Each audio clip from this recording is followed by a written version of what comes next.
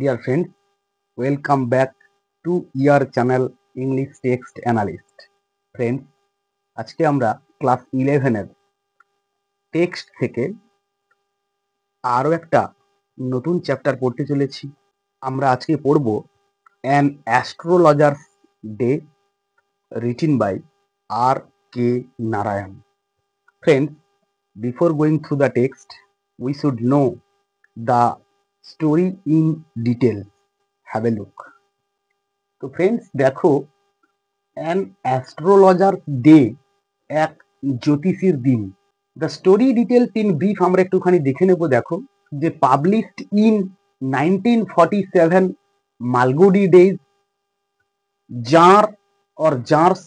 Jar কথার অর্থ হচ্ছে যে ধারা বা রীতি, কি না short story or thriller or suspense. Collection মানে সংগ্রহ করা হয়েছে। Part of Malgudi days are setting fictional Indian town called Malgudi. তো এই হচ্ছে দ্য স্টোরি ইন ব্রিফ। তো ফ্রেন্ডস দেখো, পয়েন্ট অফ ভিউ এটা হচ্ছে একটা লিটারারি টার্ম। এই লিটারারি টার্মসের আমরা দুটো ভাগ করতে পারি। একটা হচ্ছে first person point of view, আর একটা হচ্ছে third person point of view. First person point of ভিউতে আমরা কি জানবো, যে যখন গল্পের ন্যারেটার অনেকগুলো ক্যারেক্টারের মধ্যে সে নিজেও বর্তমান থাকবে, আর এখানে নট দ্য অথার বলতে লেখক এখানে থাকবেন না। গল্পের ন্যারেটার মানে গল্প কথক যিনি, তিনি উপস্থিত থাকবেন। আর third person point of view হচ্ছে যে যখন গল্পের ন্যারেটার গল্পের কোনো ক্যারেক্টার বা চরিত্র হবে না, বা আমরা গল্পের এখানে ন্যারেটারের কোনো ডিরেক্ট স্পিচ বা বক্তব্য আমরা এখানে পাবো না। তো এই অ্যান অ্যাস্ট্রোলজার্স ডে, এই স্টোরিটা লেখা হয়েছে থার্ড পার্সন পয়েন্ট অফ ভিউতে। আমরা এইটুকুই জানবো এখানে, এর বাইরে আমাদের এখানে আর কিছু জানার দরকার নেই। আমরা এখানে বেশ কয়েকটা থিমস পেয়ে যাচ্ছি। নাম্বার ওয়ানে পেয়েছি যে ডিসিপশন অ্যান্ড পারসেপশন, মানে ছলনা এবং উপলব্ধি। ফেট অ্যান্ড ডেস্টিনি, ভাগ্য। অ্যান্ড ফাইনালি পাচ্ছি রিডেমশন বা মুক্তি। ফ্রেন্ডস দেখো, মেজর ক্যারেক্টার্স গুলোকে, the astrologer, the seemingly fraudulent but shrewd man who posed as an astrologer to make a living. The seemingly fraudulent, একজন সম্ভবত ঠকবাজ, বাট শ্রিউড কিন্তু ধূর্ত, ম্যান একজন মানুষ, হু পজেস অ্যাজ অ্যান অ্যাস্ট্রোলজার যিনি কিনা একজন জ্যোতিষীর ভান করেন, টু মেক আ লিভিং তার জীবন যাপন করবার জন্যে। নেক্সট পাচ্ছি গুরু নায়ককে, দ্য স্কেপটিক্যাল ম্যান, মানে একজন সন্দেহবাতিক বা সন্দেহপ্রবণ একজন মানুষ, হু চ্যালেঞ্জেস দ্য ন্যারেটার এবিলিটিজ, যে কিনা ওই কথকের বা বক্তার সক্ষমতাকে নিয়ে প্রশ্ন তোলেন। অ্যান্ড আনকনসাসলি এবং অসতর্কভাবে, অ্যান্ড আননোয়িংলি এবং অজ্ঞাতভাবে, রিভিলস আ সিগনিফিক্যান্ট সিক্রেট, যে কিনা উদ্ঘাটন করে একটা সার্থক গোপন একটা ব্যাপারকে, অ্যাবাউট হিজ ওন পাস্ট, তার নিজের অতীতের সম্বন্ধে। অ্যান্ড ফাইনালি পাচ্ছি astrologer's wife, a supportive woman to her husband, একজন পতিব্রতা নারী। She takes care of all the household works, যে কিনা বাড়ির সমস্ত গৃহস্থালির কার্যক্রমে নজর রাখে বা যত্ন নেয়। আমরা নেক্সট চলে আসবো। তো ফ্রেন্ডস, আমরা মোর অর লেস একটা ইন্ট্রোডাকশন জানলাম, আমরা এই টেক্সটের থিম জানলাম, এবং মেজর ক্যারেক্টার্সদের সঙ্গে একটা মোর অর লেস আমরা পরিচিতি করলাম। তো ফ্রেন্ডস, আমরা এবার চলে আসব এই টেক্সটের অথার বা আর কে নারায়ণের সম্বন্ধে একটা ইন ব্রিফ একটা পরিচিতি আমরা করে নেব। দেখো, R.K. Narayan was born on 10th October 1906. 1906 সালের 10ই অক্টোবর আর.কে নারায়ণ জন্মগ্রহণ করেছিলেন, and he breathed his last on 13th May 2001. 13ই মে 2001 সালে তিনি তার শেষ নিঃশ্বাস ত্যাগ করেন। আর.কে নারায়ণের ফুল নেম হচ্ছে রাশিপুরম কৃষ্ণস্বামী আইয়ার নারায়ণ স্বামী। He is popularly known as R.K. Narayan. He was an Indian writer globally known for his fictional writings of Malgudi. তিনি কিনা একজন ভারতীয় লেখক এবং যিনি কিনা পরিচিত ছিলেন বিশ্বব্যাপী বা বিশ্বজুড়ে তার কাল্পনিক শহর মালগুডিকে নিয়ে লিখবার জন্যে। অলসো আরও R.K. Narayan was amongst the first few Indians. R.K. Narayan ছিলেন প্রথম কয়েকজন ভারতীয় লেখকদের মধ্যে অন্যতম, who started writing Indian literature in English. যিনি কিনা ইংরেজি ভাষায় প্রথম ভারতীয় সাহিত্য রচনা করা শুরু করেন। Some of the most prominent contemporary authors, বেশ কয়েকজন তার সমসাময়িক কিছু লেখক ছিলেন of his time, তার সময়ে, include, যাদের মধ্যে ছিলেন মুল্ক রাজ আনন্দ and রাজা রাও and so on. মুল্ক রাজ আনন্দ, রাজা রাও এবং প্রমুখ। তো ফ্রেন্ডস, আমরা টেক্সটে চলে আসব। আমি তোমাদের এই টেক্সট বইটা থেকে পড়ছি। তোমরা অবশ্যই তোমাদের টেক্সট বইটা হাতের সামনে রাখবে যাতে তোমাদের পড়তে এবং বুঝতে সুবিধে হয়। Punctually at midday he opened his bag and spread out of his professional equipment. ঠিক সময় মতো at midday, দুপুরবেলা, he opened his bag, তিনি তার bag খুলতেন, and spread out his professional equipment, এবং পসরা সাজিয়ে বসতেন তার পেশাগত সরঞ্জামের, which consisted of a dozen cowrie shells, যার মধ্যে ছিল a dozen মানে কটা, 12খানা, cowrie shells মানে হচ্ছে কৌড় বা কড়ি, যে এই কৌড় নিয়ে আমরা ছোটবেলা খেলতাম, তো এখন আর বেশি একটা দেখা যায় না। তো এইগুলো নিয়ে তিনি বসতেন। আ স্কোয়ার পিস অফ ক্লোথ, একটা চৌকো থান বা কাপড় নিয়ে, with obscure mystic charts on it, এবং ইহার উপর মানে ওই থানের উপরে একটা অস্পষ্ট কিছু ছক নিয়ে তিনি বসতেন। আর নোটবুক, একটি নোট বই, and a bundle of palmyra writing, এবং এক গুচ্ছ হস্তরেখা সম্পর্কিত কিছু লেখালেখি নিয়ে। His forehead was resplendent with clear ash and vermilion, তার কপালটা রাঙানো ছিল বা চকচক করছিল পবিত্র ভস্য বা ছাই দিয়ে মাখা এবং সিঁদুর নিয়ে তিলক কাটা ছিল। অ্যান্ড হিজ আইজ স্পার্কলড, এবং তার চোখ দুটো চকচক করছিল, with a sharp abnormal gleam, একটা তীক্ষ্ণ অদ্ভুতের একটা দৃষ্টি বা দ্যুতি নিয়ে। Which was really an outcome, আর যেটা সত্যিকারে ছিল একটা ফল, of a continual searching look for customers, একটা অবিশ্রাম খোঁজ করতে থাকা তার খদ্দের বা মক্কেলদের জন্য।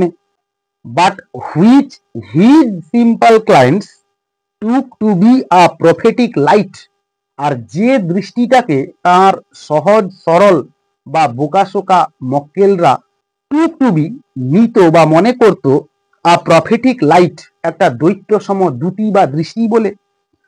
অ্যান্ড ফেল্ট কমফর্টেড, এবং এটার দ্বারা তারা অনেকখানি সন্তুষ্ট হতো। The power of his eyes was considerably enhanced by their position, এবং তার চোখের এই দৃষ্টি অবস্থান অনুযায়ী বদলে যেত বা পরিবর্তন হতো। Placed as they were between the painted forehead, এবং যখন তিনি তার রাঙানো কপাল নিয়ে বসতেন, অ্যান্ড দ্য ডার্ক হুইস্কার্স, এবং ঘন গোঁফ জোড়া which streamed down his cheeks, যেটা কিনা তার গাল বেয়ে নেমে এসেছিল। Even a half wits eyes would sparkle in such a setting, এমনকি হাফ উইটসেস আইজ, অর্ধ বুদ্ধিদীপ্ত দৃষ্টি বা লোকজনেরা বা সহজ সরল লোকজনেরা would sparkle in such a setting, আর এরকম একটা পটভূমিতে তারা আকৃষ্ট হতো বা পটে যেত। টু ক্রাউন দ্য এফেক্ট, আর এই ব্যাপারটাকে পূর্ণ মাত্রা দিতে, he wound a saffron colour turban, তিনি একটি গেরুয়া রঙের পাগড়ি পরতেন বা বাঁধতেন। অ্যারাউন্ড হিজ হেড, তার মাথার চতুর্দিকে বা চারিদিকে। This colour scheme never failed, colour scheme মানে হচ্ছে কালার কম্বিনেশন, এই রঙের সংমিশ্রণ কখনোই ব্যর্থ হতো না তার খদ্দেরদেরকে আকৃষ্ট করতে। People were attracted to him, আর লোকজনেরা তার কাছে আকৃষ্ট হতো as bees are attracted to cosmos or dahlia stalk, ঠিক যেমন করে মৌমাছিরা মৌচাকের চারিদিকে ভনভন করে, অথবা ডালিয়া ফুলের কাছে মৌমাছিরা যেমন করে গুঞ্জন তোলে এবং ঘুরতে থাকে বা তার চারিদিকে বসতে থাকে। He sat under the boughs of a spreading tamarind tree, আর তিনি বসতেন ছড়িয়ে ছিটিয়ে থাকা ডালপালা সমন্বিত একটি তেঁতুল গাছের নিচে। Which flanked a path running through the town hall park, আর যেটার কাছ দিয়ে একটি পথ চলে গিয়েছিল টাউন হলের পার্কের দিকে। It was a remarkable place in many ways, আর এটা ছিল এমনই একটা জায়গা যেখানে বহু রাস্তা এসে মিশেছে বা মোড় জাতীয় একটা জায়গা ছিল বা চক জাতীয় একটা জায়গা ছিল। আর surging crowd was always moving up and down, মানে প্রচুর লোকের আনাগোনা বা ভিড়ভাট্টা কিংবা আসা যাওয়া লক্ষ্য করা যেত। দিস ন্যারো রোড, এই সংকীর্ণ রাস্তা দিয়ে মর্নিং টিল নাইট, সকাল থেকে রাত্রি পর্যন্ত। আ ভ্যারাইটি অফ ট্রেডস, রকমারি ব্যবসা বাণিজ্য, অ্যান্ড অকুপেশন, এবং পেশা, ওয়াজ রেপ্রেজেন্টেড অল অ্যালং ইটস ওয়ে, এই রাস্তার দুপাশে পসরা সাজিয়ে বসত। মেডিসিন সেলার্স, ওষুধ বিক্রেতা, sellers of stolen hardware and junk, চোরাই লোহা লক্করের দোকান বা বিক্রেতা এবং ফেলে দেওয়া জিনিসের এখানে বিক্রি হতো। ম্যাজিশিয়ান, জাদুঘর, অ্যান্ড অ্যাবাভ অল, এবং সর্বোপরি অ্যান অকশনার অফ চিপ ক্লোথ, সস্তার জামা কাপড়ের একটি দোকান ছিল। হু ক্রিয়েটেড এনাফ ডিন, ডিন মানে হচ্ছে নয়েজ, যে কিনা প্রচুর উচ্চ স্তরে চিৎকার করত বা ডাকাহাকা করত। অল ডে, সারাদিন, to attract the whole town, গোটা শহরবাসীকে আকৃষ্ট করবার জন্য। Next to him in vociferousness, ঠিক তার পরেই বসত উচ্চ স্তরে ডাকতে থাক came a vendor who gave his wares a fancy name each day, যে কিনা তার পণ্যের একটা করে নতুন নাম বা কাল্পনিক নাম রাখত প্রত্যেক দিন। কলিং ইট বম্বে আইসক্রিম ওয়ান ডে, একদিন এটাকে বলতো Bombay ice cream, and on the next daily almond, এবং পরের দিন এটাকে আবার বলতো দিল্লির বাদাম বলে, অ্যান্ড অন দ্য থার্ড, এবং তৃতীয় দিনে রাজাস ডেলিকেসি, রাজার খাওয়ার বলে এটাকে বলতো। অ্যান্ড সো অন, এবং আরো অন্যান্য, অ্যান্ড সো ফোর্থ, এবং আরো অনেক কিছু নামে। And people flocked to him, আর লোকজনেরা তার কাছে দলে দলে এসে ভিড় করত। A considerable person of this crowd, এই ভিড়ের কিছুটা অংশ ডেলিড মানে হচ্ছে আইডলি গ্যাদার্ড, অলসভাবে সমবেত হতো বা জড়ো হতো বা ভিড় করত বিফোর দ্য অ্যাস্ট্রোলজার টু, এই জ্যোতিষীর কাছেও। The astrologer transacted his business, আর ওই জ্যোতিষী তার ব্যবসার লেনা দেনা চালাতো by the light of a flare, একটা ঠিকরে আসা আলোর দ্বারা, which crackled and smoked up, যেখানে চরচর চরচর আওয়াজ হতো এবং ধোঁয়া উঠতে থাকতো, above the groundnut heap nearby, কাছেরই একটা বাদামের স্তূপের কাছ থেকে। Half the enchantment of the place, আর এই জায়গার অর্ধেকটা আকর্ষণ ছিল, was due to the fact that, এর কারণটা ছিল যে it did not have the benefit of municipal lighting, এখানে কোনো পুরসভার আলোর সুবিধা বা বন্দোবস্ত ছিল না। The place was light up by soft lights, এই জায়গাটা আলোকিত হতো বা প্রজ্বলিত হতো দোকান থেকে বেরিয়ে আসা কিছুটা আলোর দ্বারা। ওয়ান অর টু, এক অথবা দুই, হ্যাড হিসিং গ্যাস লাইটস, মানে একটা অথবা দুটো দোকানের হিস হিস আওয়াজ করতে থাকা গ্যাসের আলো ছিল। Some had naked flares stuck on poles, কারো কারো মানে মশাল ছিল যেগুলো কিনা খুঁটিতে বা দণ্ডে বাঁধা ছিল। Somewhere light up by old cycle lamp, আবার কিছু কিছু দোকানদার তাদের দোকানকে পুরনো সাইকেলের আলোর দ্বারা আলোকিত করত। অ্যান্ড ওয়ান অর টু, এবং এক অথবা দুই, লাইক দ্য অ্যাস্ট্রোলজার্স, ঠিক ওই জ্যোতিষীর মতো করে, ম্যানেজড উইথাউট লাইটস, চালিয়ে নিত তাদের ব্যবসা কোনো আলো ছাড়াই, অফ দেয়ার ওন, তাদের নিজেদের। It was a bewildering criss cross of light rays, আর এটা ছিল আলো আঁধারির একটা অদ্ভুতের খেলা, অ্যান্ড মুভিং শ্যাডোজ, এবং চলমান ছায়ার। This suited the astrologer very well, আর এই ব্যাপারটা অ্যাস্ট্রোলজারের সঙ্গে ভালো করে মানিয়ে নিয়েছিল বা খাপ খাইয়ে গিয়েছিল। ফর দ্য সিম্পল রিজন, একটা সহজ কারণের জন্য, দ্যাট যে he had not in the list intended to be an astrologer, মানে তিনি অন্ততপক্ষে একজন জ্যোতিষী হতে চাননি। হোয়েন হি বিগ্যান লাইফ, যখন তিনি তার জীবন শুরু করেন। অ্যান্ড হি নিউ, এবং তিনি জানতেন, no more of what was going to happen to others, অন্যের জীবনে কি ঘটতে চলেছে তা তিনি সামান্য জানতেন না। Then he knew what was going to happen to himself next minute, যতটা পরের মিনিটে তার জীবনে কি ঘটতে চলেছে সেটা থেকে বেশি। অর্থাৎ তিনি নিজের সম্বন্ধেই বেশি কিছু জানতেন না, তো অন্যের সম্বন্ধে তিনি আর কি বলবেন। He was as much a stranger, তিনি ততটাই ছিলেন একজন অজ্ঞ, টু দ্য স্টার্স, নক্ষত্রদের অবস্থান অনুযায়ী, অর্থাৎ নক্ষত্রদের অবস্থান বুঝে যিনি কথাবার্তাগুলো বলতেন সেগুলোর সম্বন্ধে জ্ঞান করবার জন্য তিনি ততটাই অজ্ঞ ছিলেন। As were his innocent customer, ঠিক তার নিষ্পাপ বা সহজ সরল খদ্দেরদের মতো করে।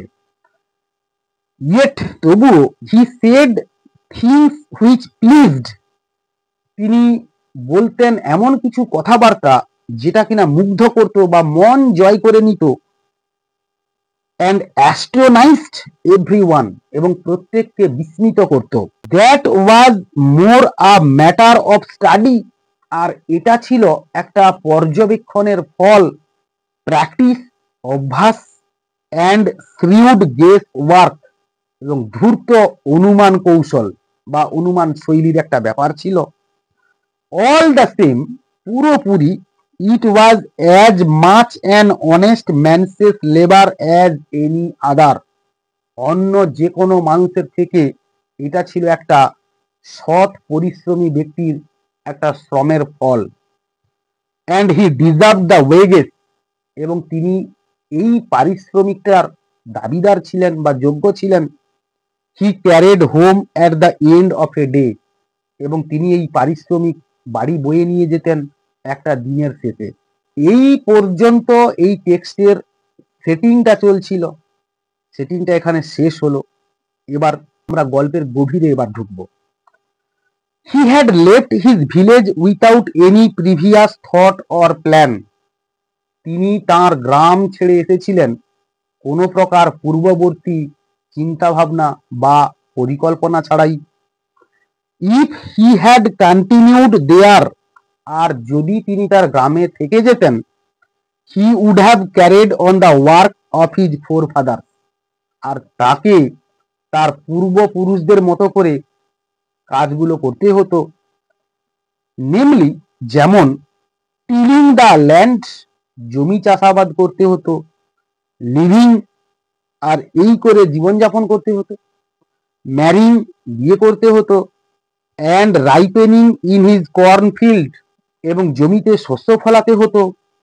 অ্যান্ড অ্যানসেস্ট্রাল হোম, আর সেই পুরনো বাড়িতে থেকে যেতে হতো।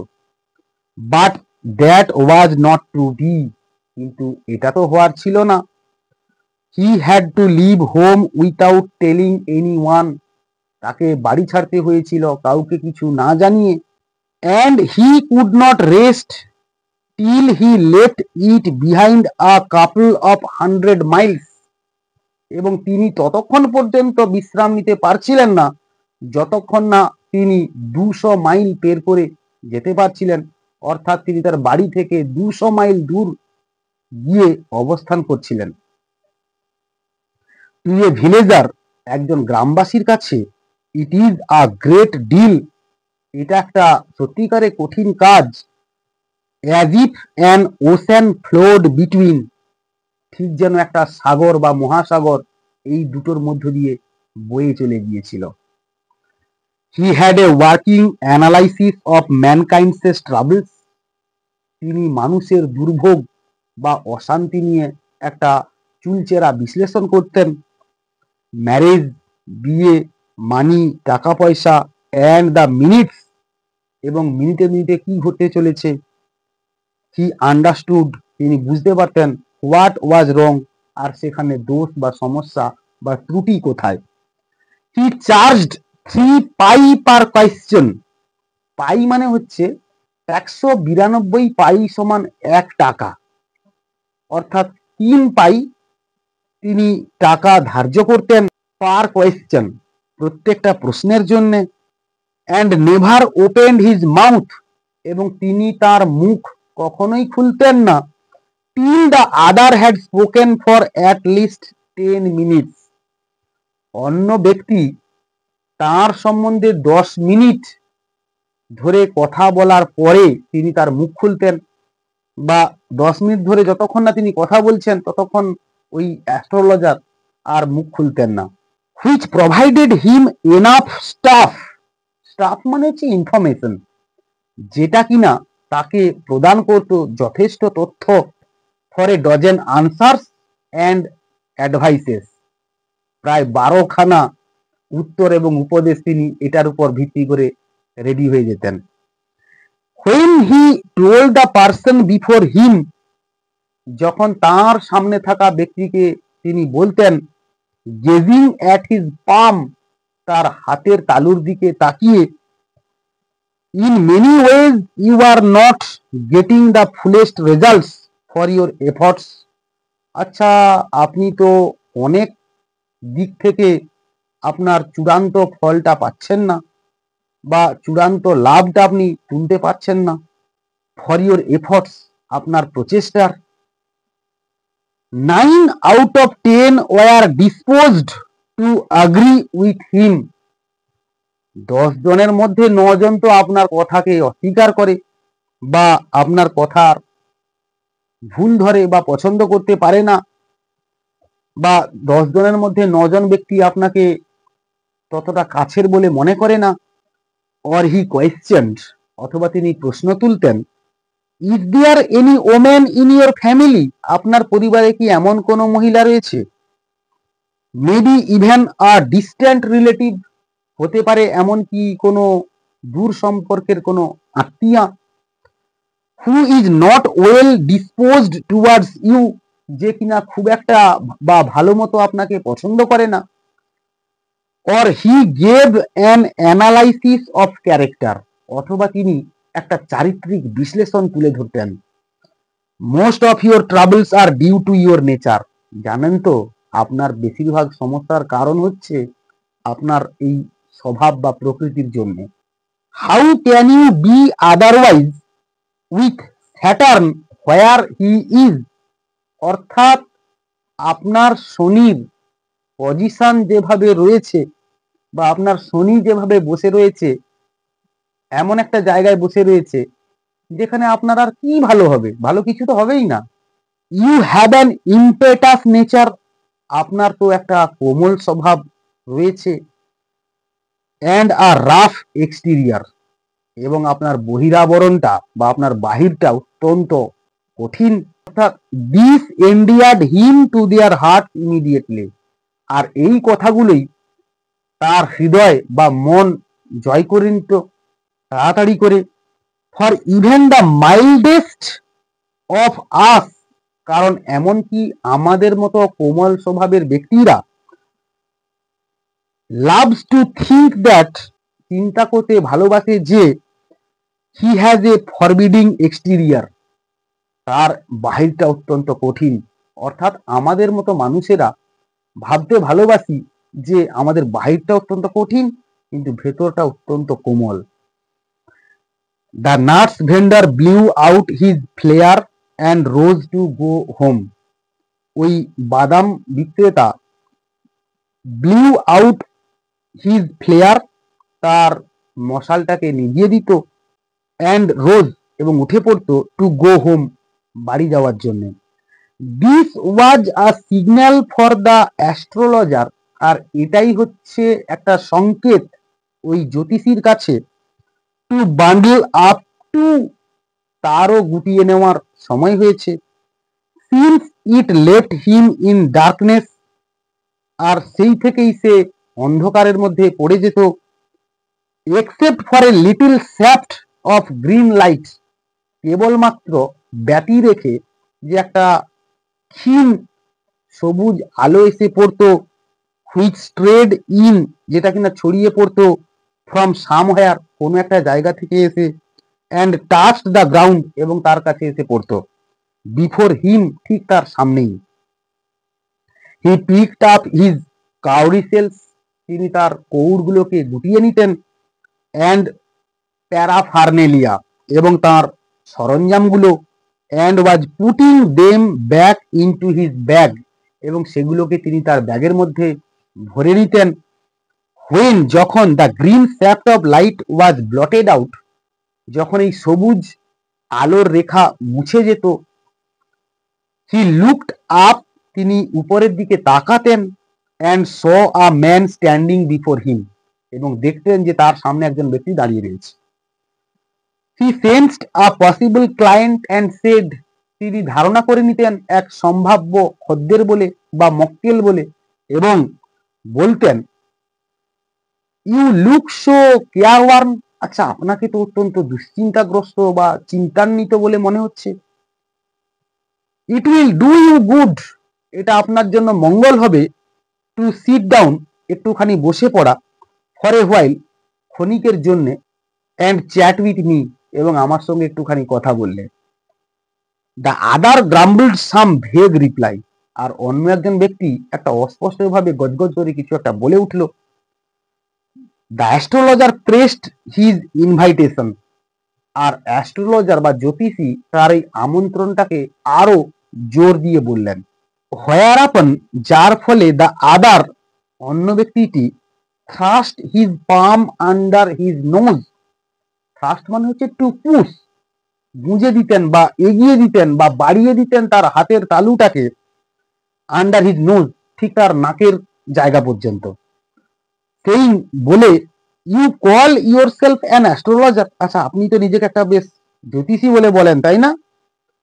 The astrologer felt challenged and said, আর অ্যাস্ট্রোলজার এর জন্য নিজেকে চ্যালেঞ্জ নিতে থাকে এবং বলতে থাকে, টিল্টিং দ্য আদার্স পাম, অন্যের হাতের তালুটাকে কাত করে, towards the green shaft of light, সবুজ ক্ষীণ আলোর দিকে, ইয়ার্স ইজ এ নেচার, জানেন আপনার স্বভাবটা না ডট ডট ডট, আরো কিছু কথা বললো আর কি।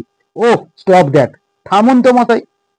দ্য আদার সেড, অন্য একজন বলল, tell me something worth while, কিছু একটা কাজের কথা বলুন না, ভালো কিছু বলুন না।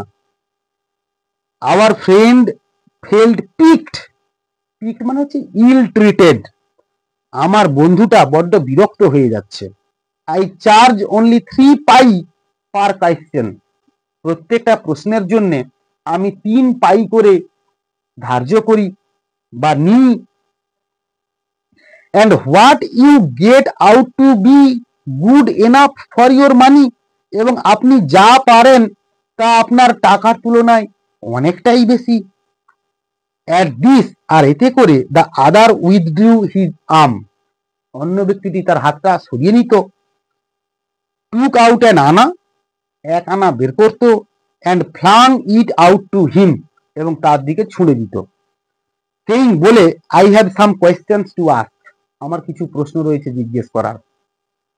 If I prove you are bluffing, আর যদি এটা প্রমাণিত হয় যে আপনি ধাপ্পাবাজি করছেন, you must return that anna to me with interest, তাহলে অবশ্যই আপনাকে ওই আনাটা ফেরত দিতে হবে সুদ সমেত। If you find my answer satisfactory, আর যদি আমার কথা লেগে যায় বা যদি আমার কথায় আপনার সন্তুষ্টি আসে, will you give me 5 rupees, তাহলে কি আপনি আমাকে 5 টাকা দেবেন নাকি? নো, না। Or will you give me 8 anna, অথবা আপনি কি আমাকে 8 আনা দেবেন? অল রাইট, ঠিক আছে, provided you give me twice as much if you are wrong, আপনি আমাকে দ্বিগুণ দেবেন যদি আপনি ভুল হন। সেড দ্য স্ট্রেঞ্জার, ওই অজ্ঞাত পরিচয় ব্যক্তিটি বলল। This pact was accepted after a little further arguments, আর এটাই গৃহীত হলো কিছু সময়ের যুক্তি তর্কের পরে। The astrologer sent up a prayer to heaven, ওই জ্যোতিষী আকাশের দিকে মুখ করে কিছু একটা বিড়বিড় করে প্রার্থনা করলেন। As the other light a cheroot, আর ওই সময় অন্য ব্যক্তিটি তার চিরুটটাকে ধরালেন। The astrologer caught a glimpse of the face by the match light, আর ওই জ্যোতিষী ওই দেশলাইয়ের যে সামান্য আলোতে এক ঝলক দেখে নিয়েছিলেন হিজ ফেস, তার মুখমণ্ডলটা। There was a pause as cars hooted on the road, আর তারপর রাস্তায় যে গাড়িগুলো আওয়াজ করে যাচ্ছিল, সেই আওয়াজের ফলে কিছু সময়ের জন্য তারা চুপ করে থাকলেন বা থেমে থাকলেন। জুৎখা driver swore at their horses, আর গাড়োয়ানরা বা ঘোড়ার গাড়ির চালকেরা তাদের ঘোড়াগুলোকে চালিত করেছিল।